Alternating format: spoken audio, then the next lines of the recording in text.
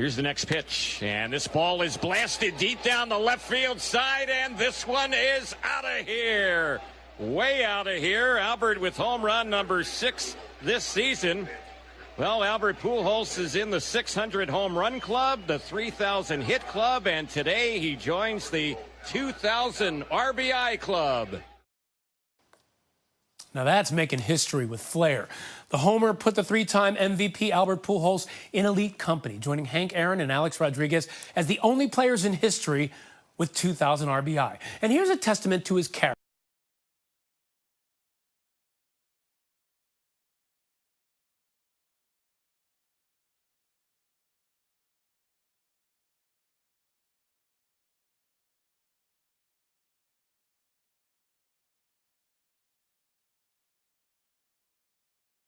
The Tigers fan who originally kept the historic home run finally relented in offering the ball back to the Angels star.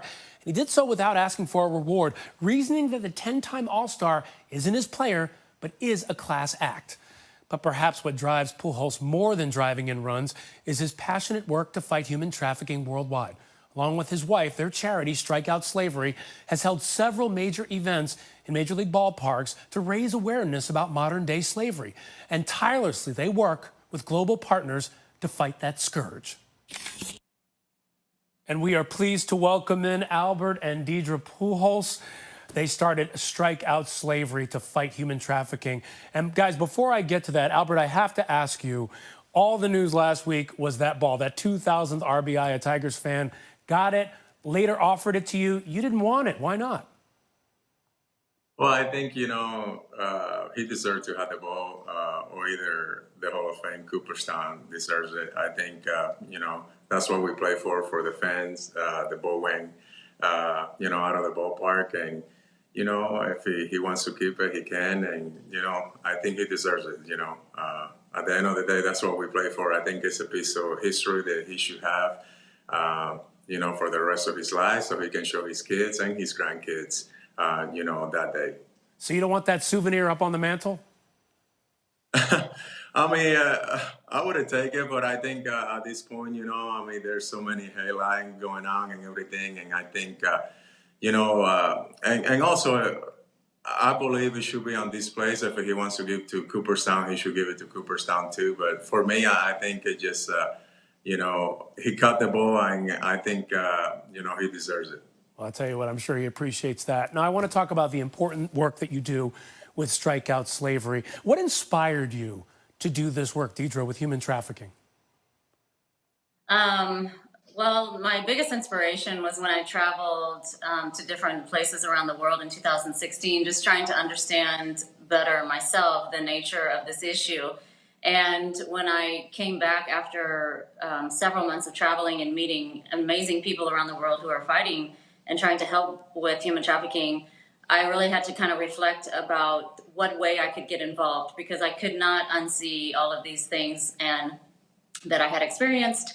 And I wanted to be able to really make an impact. So I did 2 things. I created Open Gate International, which is a vocational platform to give people an opportunity of getting trained and employed who otherwise wouldn't have those choices. And then the other one was to use our platform in baseball.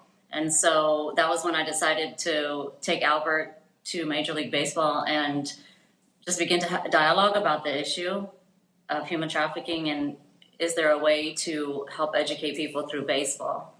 And Albert and Deidre, I have to ask you both, how did baseball take to it? We know that there are now concerts in parks, but was it difficult to get people to say, yes, we want to throw events to teach people more about the scourge of human trafficking? Well, I don't think, we went in 2016, we met with Major League Baseball. At that time, we kind of didn't have, a foundation, what we wanted to do. But they were interested. They just, say, okay, maybe next time we have another meeting. And at that time, I think a month later, we met with the Angels and we told them, listen, we want to have this event at the stadium. And they were really cool about it. They opened the doors to us. So I think after our first event at Angel Stadium, then Deidre went back to Major League Baseball and say, listen, this is what we had last year. And, Major League Baseball being aboard with us, they love that idea. I believe in 2017 for the All-Star game, they gave Deidre a booth so she can talk about and have access to the fans at the All-Star game. And they've been great to us. We are really blessed to have the opportunity to work with them too. How do you get people to see how human trafficking touches their lives? I mean, we talk about victims, people who have suffered at the hands of human traffickers, but I think there's so much more that people don't know about how it touches their lives in ways they don't often see. Right, and that's where I feel like there's a big disconnect between the issue, the nature of human trafficking, and the general population. Oftentimes I hear people say, well, how can I do anything about it? Like, if it's not affecting me directly, but I don't think we take into account like the clothes we wear, the food we eat, things that are all around us every day. That where did they come from? Who put those things together? And so when you really start to peel back the layers, you'll find oftentimes at some level in the items that we buy or the things that we do every day, there could be, something behind it that was related to human trafficking at some level. And then obviously on the other part of it, most people are familiar with like sex trafficking, for instance. So what Strikeout Slavery the mission of Strikeout Slavery is to be able to use the baseball platform to really help prevent and educate our own communities, the communities that stadiums are in. We have a social responsibility. The athletes also, I believe, have a responsibility to help in different ways, whatever capacities they have, to help educate and keep our communities safe as well. And so Strikeout Slavery is an opportunity to bring this alliance of people who are working so hard every day together to share our information with the fan base, with our communities, and also to give a platform to these organizations.